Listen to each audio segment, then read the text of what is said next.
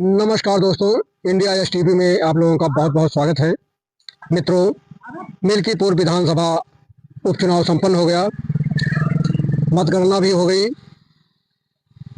और परिणाम भी घोषित हो गया और यहाँ से भाजपा की लगभग 61,000 मतों से विजय भी हो गई। और जहाँ तक आप लोग देख पा रहे होंगे, एक बार फिर हम उसी पुरैनी गांव में मौजूद हैं जहां की लगभग 150-200 घर पासियों का है। और आप लोगों को दादाजी से भी मिलाया था, जो कि अवधेश प्रसाद के मौसी के लड़के हैं, यानी अवधेश प्रसाद के सगे मौसेरे भाई हैं। और इनके दादाजी जानकी प्रसाद भी किसी समय में विधायक हुआ करते थे।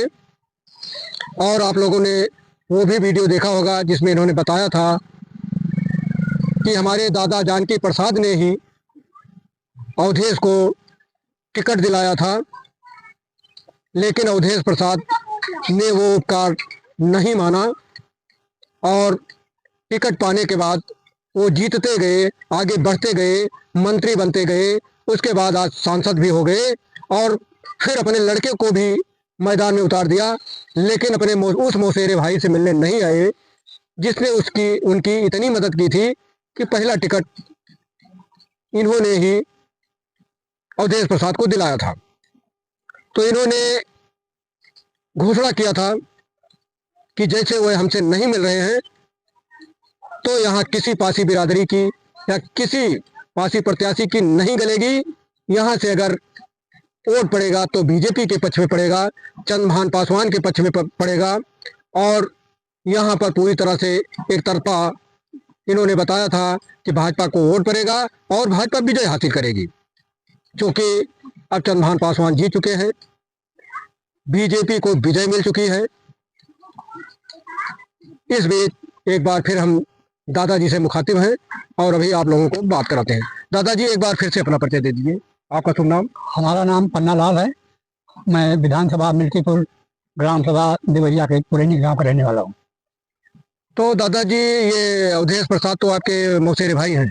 हाँ, हमारे नाना के दो भाई थे। एक नाना की हमारी माँ थी, एक नाना की ये थे। तो इनको पहला टिकट आपने दिलाया था? हाँ, मतलब वो पहले वकालत करते थे, इसके बाद उन्हें बात चली कि हम भी लड़ेंगे। तो हमारे बुआ के लड़के थे जो मसौदा में रहते हैं, और वो इलेक्शन जो लड़े थे वहाँ विधानसभा से लगभग 1965-70 में लड़े थे और विधायक थे कांग्रेस से। उस कांग्रेस के बाद 5 साल निभाने के बाद में फिर वो टिकट से कहा कि अब तुम लड़ लो, हम नहीं अब लड़ेंगे। तो वो टिकट दिलवा दिया वकील साहब को, यानी अवधेश प्रसाद को। और वो लड़े तो जरूर कांग्रेस से, लेकिन हार गए। दोबारा उनका दिल खुल गया मैदान में, तब जाकर के सपा से टिकट उन्होंने लिया और तब से जीते और जीतते ही रहे अभी तक। अच्छा, यहाँ तो आपके गांव में पुरैनी में लगभग 200-250 घर पासियों का होगा? हाँ, 200-250 घर तो है ही। तो आप लोगों ने एक तरफा मतदान किया? हाँ, एक तरफा सब सोचे थे। अब इन्होंने 2-4 साल 10-20 सीट भले ही हो गए हों, और सब लोग जो है भाजपा में ही, भारतीय जनता पार्टी में ही वोट दिए थे। चुनाव के पहले आपने कहा था कि यहाँ एक तरफा वोट पड़ेगा और बीजेपी जीतेगी, और आपका कहा भी हो गया, चंद्रभान पासवान को विजय मिल गई। तो आप कैसा महसूस कर रहे हैं? हम तो बहुत अच्छा महसूस कर रहे हैं कि हमने दिल खोल करके वोट दिया और बहुत लोगों ने कहा, बहुत लोगों ने दिया, और उनकी जीत हमारे सबके लिए बहुत अच्छी थी और हो गई।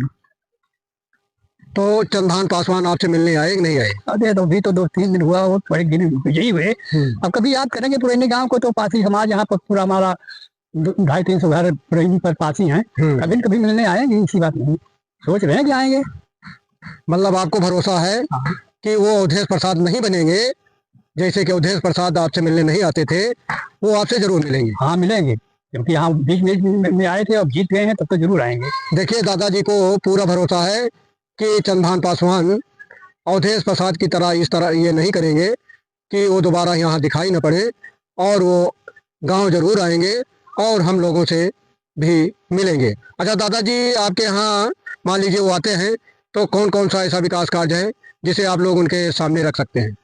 भाई आएंगे तो अपना 2-4 लोग हम भी सोचेंगे कि क्या यहाँ होना चाहिए, क्या कमी है, क्या जरूरत है, उसको की बात रखेंगे। अभी तो कोई वैसी खास बात नहीं है। हम लोग सब लोग संपन्न लगभग है। ऐसी बात नहीं, जो देंगे कुछ तो अच्छी बात है, वही सुविधा दे देंगे, अच्छी बात है। तो देखिए, जहाँ तक आप लोग देख पा रहे होंगे, ये दादाजी की ये गांव के पहले ही एक छोटी सी दुकान है। और देखिए, ये कमल का झंडा इनका चुनाव के पहले से ही यहाँ लहरा रहा है।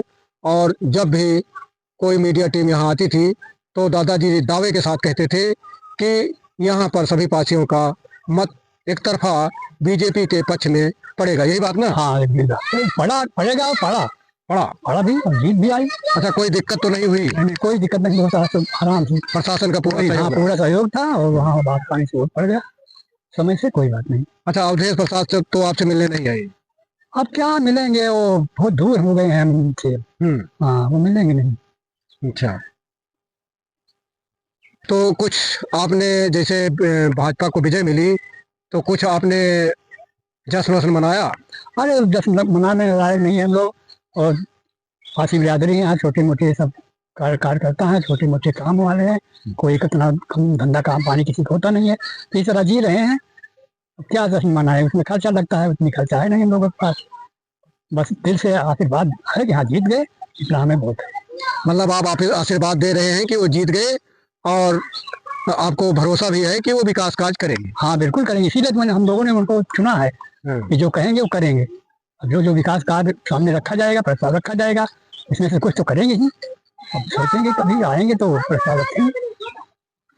देखिए, हमारे बीच ये मौजूद थे दादा पन्नालाल जी, जो कि अवधेश प्रसाद के मौसेरे भाई हैं। इन्होंने टिकट दिलाने में पहला उनको बहुत बड़ी भूमिका निभाया था, बावजूद इसके उन्होंने इनकी कीमत नहीं समझी, जिसका परिणाम ये हुआ कि आज उनके पुत्र अजीत प्रसाद को मुक्की खानी पड़ी और चंद्रभान पासवान यहाँ पर बम्पर वोट पाए और बम्पर वोटों से जीते भी। बस आज यहीं तक। इंडिया एसटीवी के लिए एसपी पांडे की रिपोर्ट।